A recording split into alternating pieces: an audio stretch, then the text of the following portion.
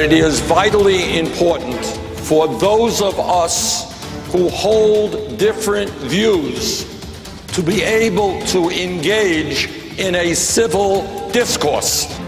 It would be hard to make the case that we are a just society. And when we talk about justice, we have to, in my view, understand that there is no justice when so few have so much and so many have so little. There you see Bernie Sanders on the march. Some of the highlights of his big visit to Liberty University today, an evangelical university in Virginia. He continues to draw big crowds everywhere he goes, even there. And he's jumped out in front of Hillary Clinton in some of the latest polls. According to a new CBS News YouGov poll, Sanders is leading by 10 points in Iowa and holds a monster 22-point lead over Hillary in New Hampshire. But can a socialist really have a chance at the White House, let alone his party's nomination? For more on that, we're joined now by Newsmax Chief Washington correspondent John Gizzi.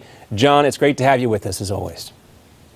Great to be here. Can't think of a better way to start my week. Great way to spend a Monday. Now, Bernie Sanders, pretty big splash he made at Liberty University today. When we look at what happened, though, across the pond with the new Labor Party leader there, Jeremy Corbyn, who is also a socialist, some folks were quick to say, hey, why couldn't it happen here? What do you say? Well, I'm going to tell you, I started to fall into that trap by just reading the morning papers, looking at emails and tweets, and seeing that that was analysis du jour. It's popular now to liken Jeremy Corbyn's, the far-left, unabashed socialist leader of Labor, and his triumph to Bernie Sanders, who, by the way, declared he was delighted with Corbyn's wins, and there's a lot of similarities.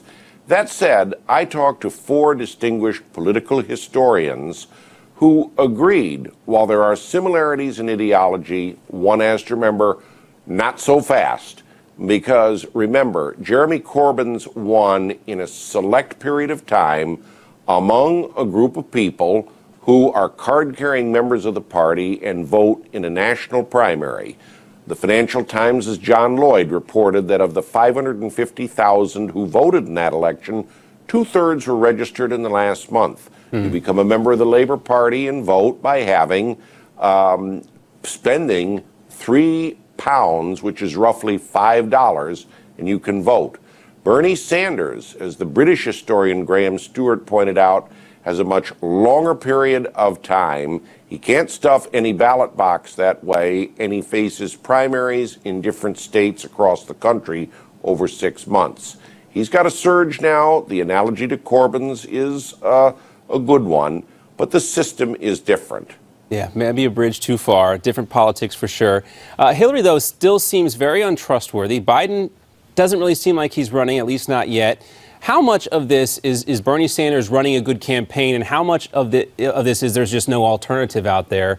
People are wanting to sniff around and think about somebody other than Hillary Clinton. Funny you say that.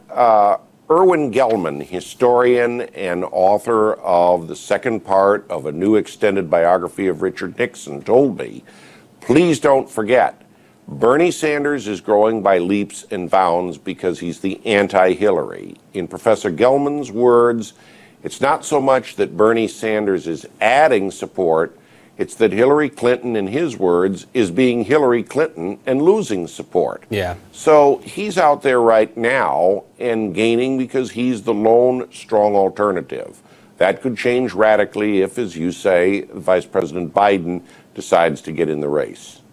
Okay, John, 1 minute left. I just want to get your take real quick. John Boehner's facing some headwinds in his caucus, but you say that the GOP caucus is going to give him another chance. They're going to give him another chance to make this right. What makes you say that? I spent quite a bit of time last Wednesday with conversations with conservatives, a session for reporters where members on the right who are newer members of Congress let their hair down. None of them would join with Congressman Meadows of North Carolina saying Boehner must give up his gavel. Rather, they said he's on probation. If they can have a vote on the defunding of Planned Parenthood and the XM Bank, then the Speaker will show that he can truly lead, be worthy of the title of Speaker, and not govern from crisis to crisis, as Congressman Raul Labrador put it. All right, so well, Boehner's on probation. Double secret probation, perhaps. Another crisis, though, looms on the horizon. We'll have you back to talk about the prospects of a government shutdown as they get closer. John, thanks so much for being with us. Always a